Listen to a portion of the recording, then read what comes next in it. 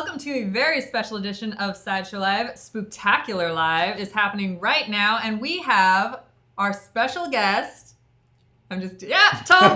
I was like waiting for the camera. Yay! How's it going, Tom? Good. I feel like this is your season, right? Yeah, kind of. It's definitely my Definitely favorite season. I mean, also fall is an amazing season, but spooky stuff is the best. Well, jackets and scary stuff. And scary stuff, and ghosts and goblins, oh my.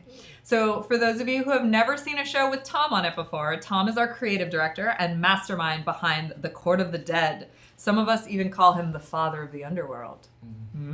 Curator, maybe. Curator. Oh, I like curator of the underworld. You need business cards now. Oh, that's a good card, Yeah, actually. that's a really good business card. So we're here to talk about a few of your creations or desk creations that you curated. Mm-hmm. Yes? Yes, indeed. So our first one is Demithyle, the Exalted Reaper.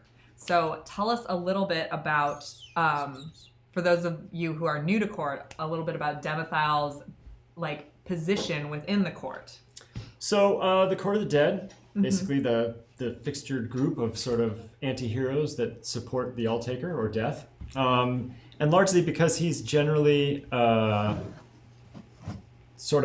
this situation where the Celestials are always keeping track of him.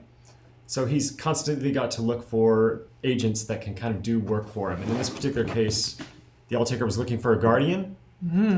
And because the All-Taker can't go out and do these kinds of things, or the Celestials will know what he's up to. So in this particular case, he was looking to kind of correct a mistake of his own, which was that early in the formation of the underworld, he sort of created a force of reapers to do the harvest.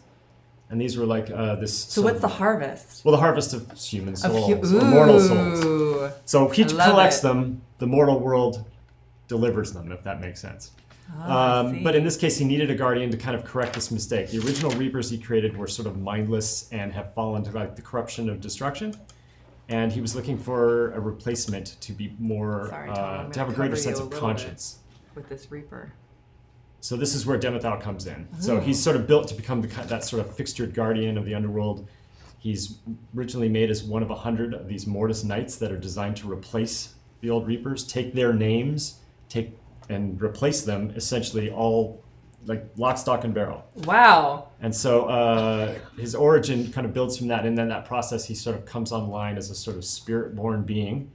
So an entity of sort of spirit, never lived a mortal life, but is infused with mortal fragments of souls and experiences that are all kind of tinkered to create a kind of personality and an aptitude.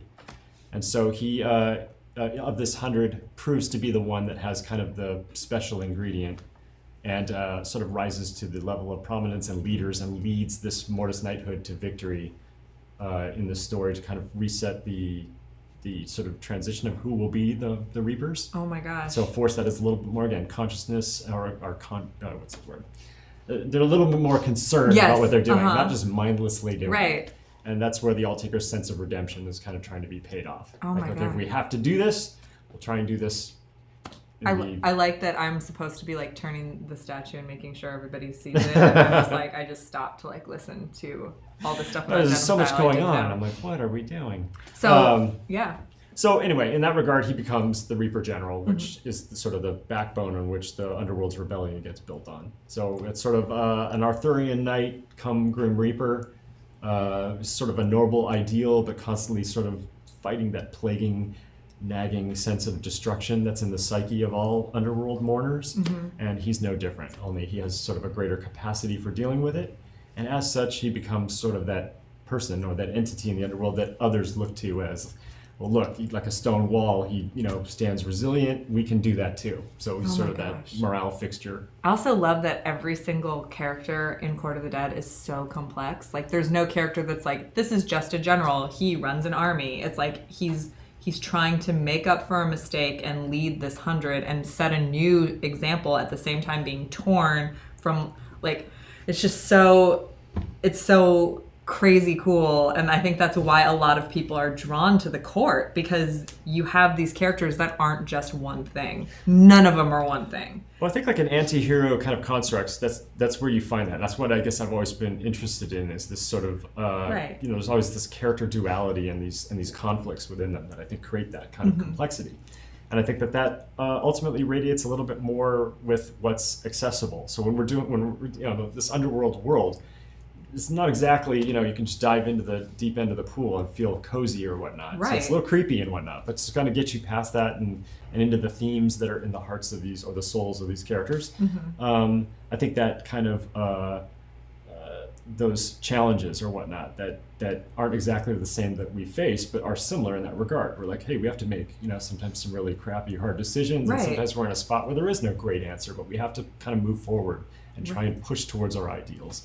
I think that's the parable that's kind of underlying Court of the Dead. So every character kind of has to live up to that. Yeah. And bring something to the table in that regard. Absolutely. Oh my gosh. So what faction is Demithyle, for those who don't know? So he is a scion of the Bone faction. Bone faction. So in the organization of things, Xyle runs it supremely. Right. But him being sort of that moral fixture and having the hearts and minds of the mourner the populace, has kind of positioned himself in an almost way where you have the military versus the government, right, and whatnot. And so he sort of creates a little mini balance within the faction of Bone, which does have a tendency to become very linear in the way it wants to apply its solutions to the underworld and the celestial problem. Absolutely. So Xyle is the leader of the Bone faction. Does he have any sort of ranking within the faction itself, or is he more just like... Well, as the Reaper General, he's like the head of the armies that generally fall under the purvey of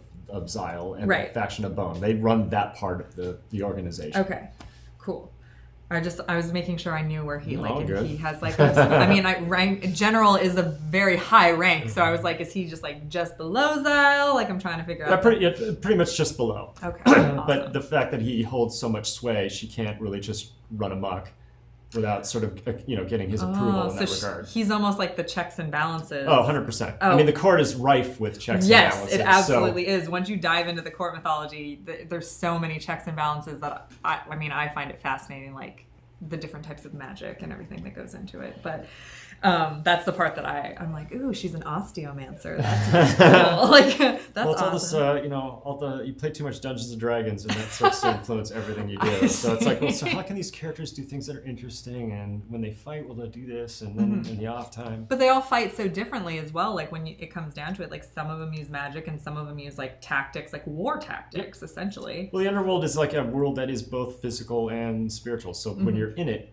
everything seems... you seem as settled in it as we do in ours. Yeah. So the weird things are part of the understanding of how it works. So a lot of times you're doing things physically, and a lot of times you're doing stuff using various magic that you're drawing from the etheria in the environment or the etheria that sort of exists within yourself. That's amazing. So I like that. So who are some of Demithyle's greatest allies within the underworld and the court itself? So he's definitely, the All-Taker himself is very much like a father figure in the sense that and the All-Taker there's a certain aspect of jealousy that you can see in the All-Taker, who, if he had his druthers, would literally be doing all this stuff himself, unleashing all this power, dealing with the Celestials, putting everything in check. But as most great and powerful Wizards of Oz, we have to kind of put some check on that too. Right. And the issue is like all the characters, the more power they express, the greater their threat of falling to the dread script, which is kind of this malady they all suffer from, in the sense that they're sort of built in a destructive nature, but have idealistic outlooks. Yeah. But if they play too much into the power of things, it corrupts them. So the absolute power corrupts absolutely is kind of I just instantly thought of like Darth Vader and the Sith, and like 100%. That's exactly where I went. So they have to be careful about how they do that. So the All-Taker is sort of in looking at Demithyle as being his kind of proxy to go out and get stuff done. And that's the part that he knows he's like a mob boss. He's constantly under surveillance by the FBI. In this case, the Celestials, like, stay on task, get us everything we need, fund our war, and that's all you get to do.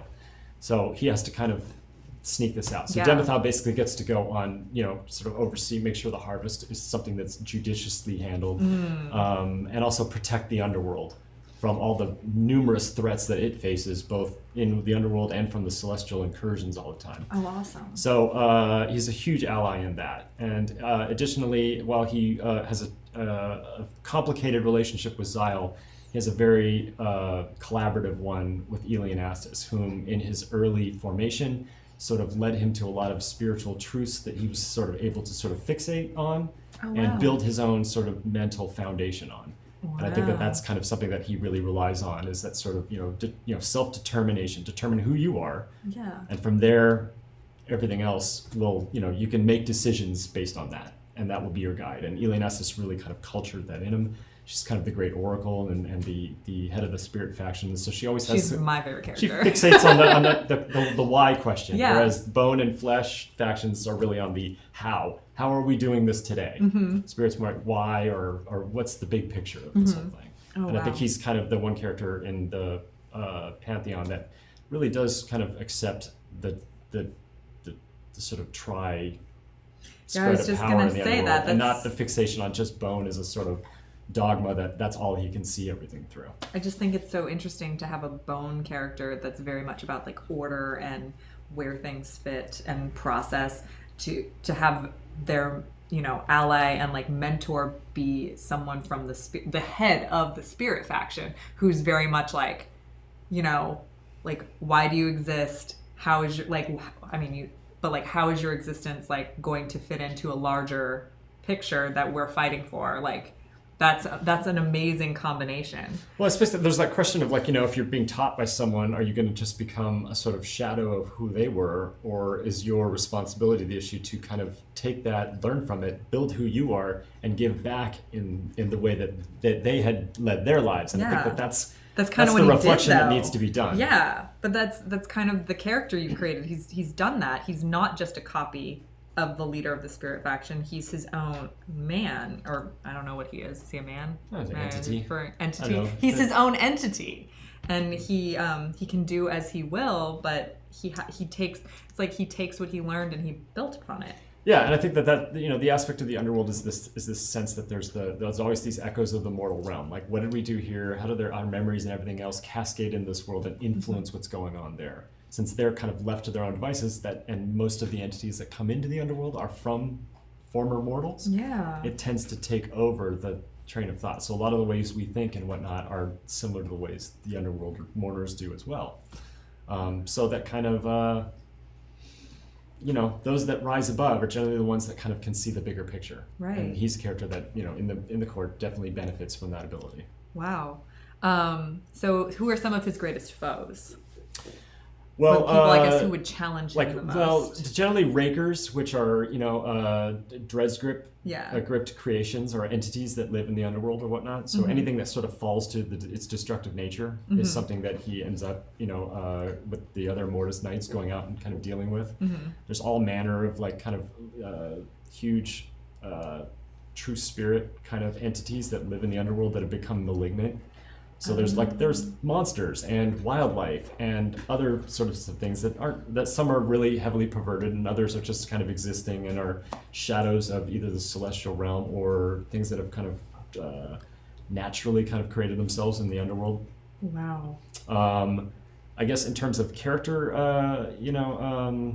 like who would he butt heads with? Xyle certainly. Yes. So, I mean, I think in that sense of leadership and how much duty they realize that, like, we're building this underworld not just to survive, but to thrive and to ultimately, turn the universe's imbalance in the way these celestials are operating into a, put them down. Right. Or actually restore them, not necessarily put them down, but put them in the place that they're supposed to kind of. It's like organization. They're supposed to sort of shepherd the spiritual realm instead of enslave it. Yes. And so when mortals pass through and whatnot, and this sort of reincarnating helix, they're supposed to be this benevolent force that like shows you kind of the way. Now the underworlders are having to do this or whatnot right now because they're not doing the job they're supposed to. So I think it's he tends to run into other characters that are in the flesh faction more so than anything else. So there's a character named White Shiv that often butts heads with him in a sort of friendly rivalry aspect. White Shiv is kind of a sort of a roguish cavalier, was a sort of conquistador adventurer that lived this like kind of crazy hedonistic life, and that never was really about anything until he died, and then recognized that So he lived in the mortal realm. Yeah, he's a mortal. Complete. Okay. And he's got a little secret ingredient in him that I'll leave for later storytelling, But he works with Gethsemane quite a bit and whatnot, and he really truly represents the sort of like go with what you feel flesh mentality or whatnot. And so his way of answering problems or whatnot is generally chaos incarnate. And Demithyle finds that extremely vexing in the sense that he's very thoughtful and very strategic and very calculated in everything he does. And trying to work with someone like White Shiv who has no ability to kind of function in that realm or even interest. Wow. And so they exchange barbs and whatnot all the time. And I think that's kind of, that's always something I always look for in constructing the pantheon and between the court is where's the friction? Because that's generally where the interesting drama is going to be. Absolutely. So if everybody gets along, it's like, okay, that's not as it's exciting. like, oh, I'm reading a book where everybody is awesome to each other and they're like, oh, cool, the soul harvest, let's all do this together. Like, hold hands and skip down the street. And I think I've watched enough soap operas to kind of like, attune myself to the notion of like how to just trip drama for the sake of like keeping interest. So speaking of drama, do you think Demithyle would fit in if he worked at Sideshow? I think our deadlines would always be met. That's for sure. Oh, that's awesome! Cool. He can lead our marketing team meeting too. Then he can organize that for us. That'd be awesome. Yeah. What? Deadlines. Deadlines. There we go. Deadlines. You can tell it's Spook Saturday, guys. We're going into those weird jokes. Deadlines. Sorry.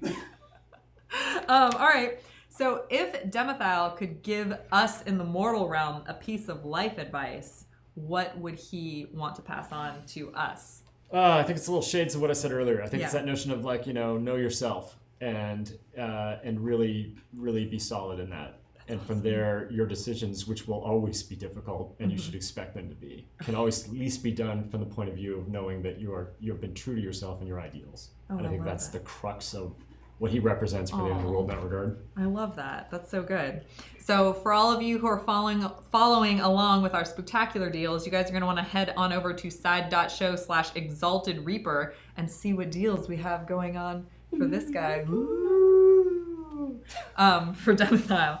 Wow, it's definitely Saturday of Spook. So now we want to talk about Oglavaeil the Executioner. Ta-da. Yeah, completely different character than I expected him to be from seeing what he looks like. So tell us a little bit about Oglavaeil. How did he come to be a part of the court and the Executioner specifically? So as the Alltaker slowly puzzled the court together and the entities that he sort of felt he needed to have, the thing that we talked about a bit was that his greatest fear is falling to the Dreadsgrip himself.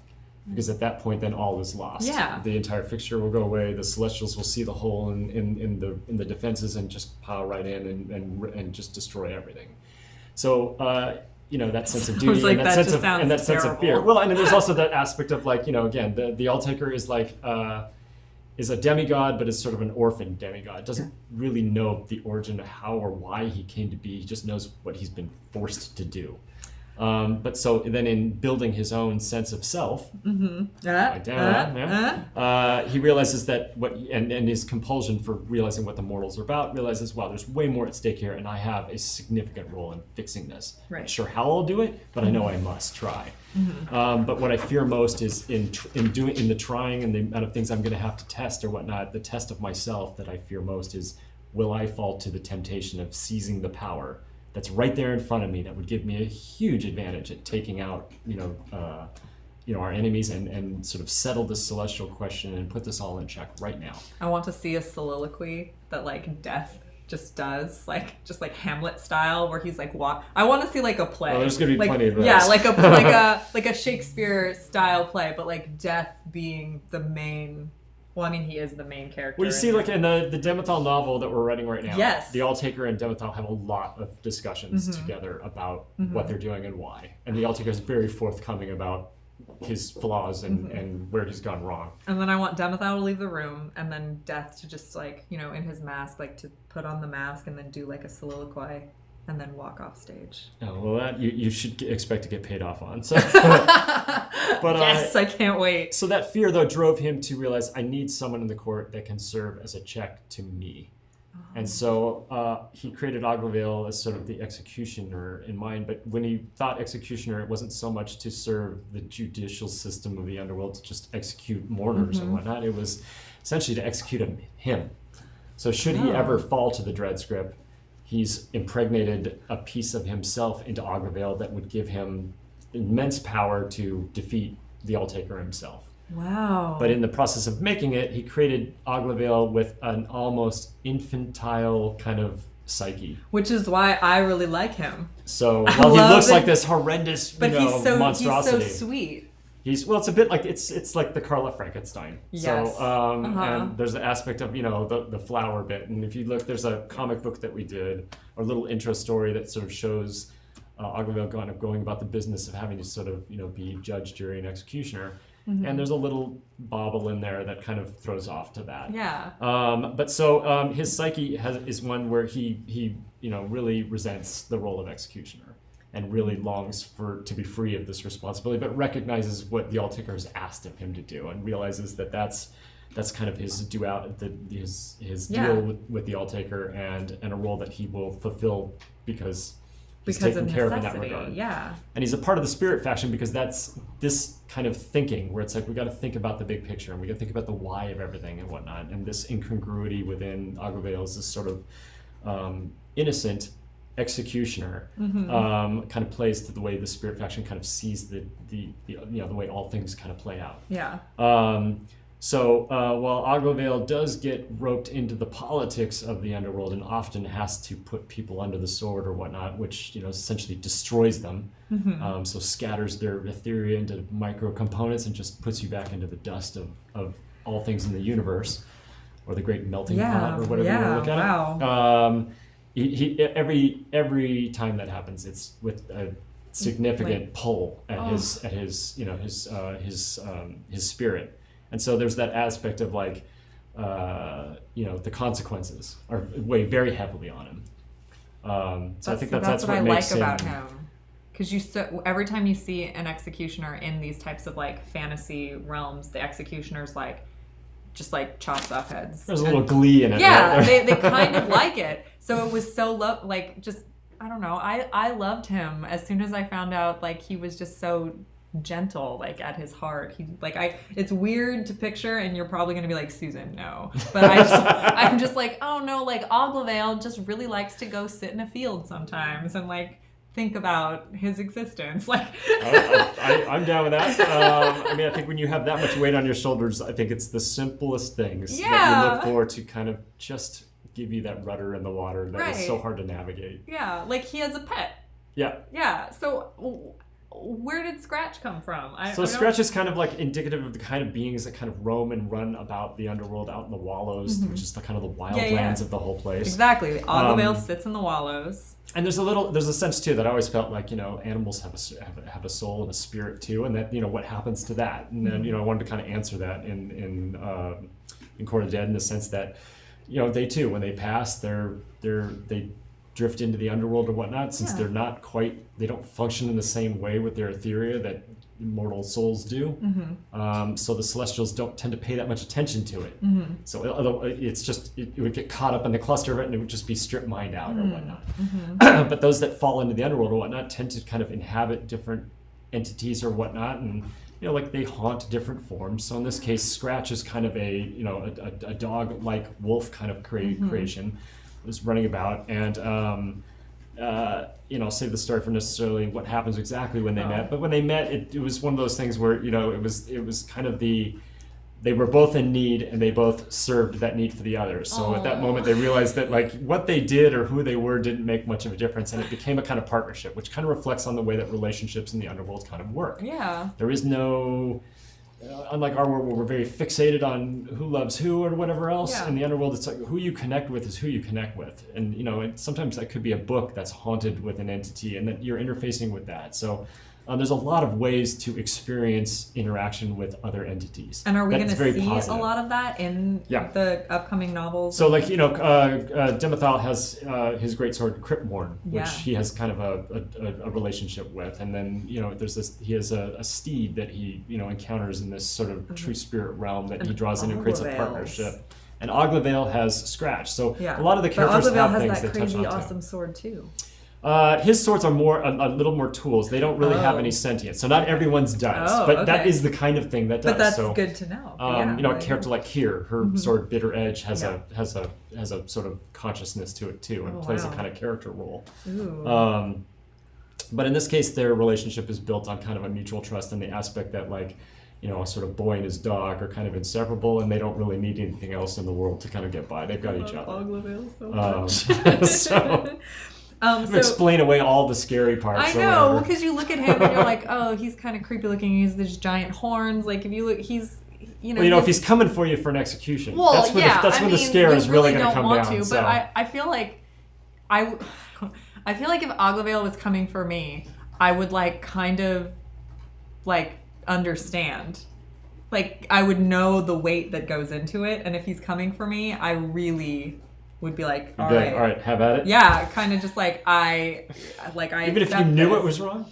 I accept it. Well, I mean, I'm also Spirit Faction, so I would I have a tendency to be like, okay, well, bigger picture wise, I totally need to be not a part of this anymore. So my soul goes to you. That's right. Well, you wouldn't see much because there was the piece that we added to the bust that's exclusive. So there's a mask that just has a small little hole in it, and it's like his take on that was sort of the like the hood that keeps the anonymity. It's not so much his anonymity that he's concerned about because the mask is hardly hiding who he is. Mm-hmm. It's really more the sense of in this moment I focus and I can't let my sense of innocence or whatnot cloud the judgment of what the duty is called for. Oh. And so when his single eye peers at you through that broken hole in that mask, then destruction's upon you. Oh, well, I hope that never happens. But so then my question about Oglavaeil comes to, if Oglavaeil could give us a piece of life advice for us in the mortal realm, what would he say to us? Stay out of trouble. So Demithyle's is super layered and know who you are and your core, and then Oglavaeil's is stay out of trouble. It's probably a little more elegant than that, but I think that's the simplicity of it, which I think is what he would appreciate, is the notion of do what is right. And if that's what you're pursuing, even making mistakes are not evil. But, but it's when you let, your conscious decisions start turning to wickedness or, in this case, discord or destruction. I weirdly heard Jiminy Cricket in my head, and I was like, I've never made this connection before, but that's a little bit Jiminy Cricket of you, Oglavaeil. Well, I think that's his role. It's basically to root out where destruction is taking root in the hearts, minds, or the creations of the underworld, and realizes that this is something that has to be stemmed, or it will drown the entire underworld in its potential to be destructive. Wow. So we covered a lot story-wise, and I would like to thank you so much for being on the show and talking to us, and it's so much fun to have you, especially during Spooktacular. If you want either of these pieces, I don't think I gave the short, did I give the short link for no? Okay, so side.show/Executist Reaper Bust. Head on over there to take a look at this amazing Oglavaeil legendary scale bust. It's so beautiful. Again, Tom, thank you so much for having Great to be here. Yep. I'm just across the street, so I can just Sweet. walk over. Yeah, awesome. So thank you again. And you guys go check out courtofthedead.com. Check out everything that's happening over at spooktacular.com. Thank you guys so much for watching. And don't forget to let your geek side show. Thank you guys. Woo!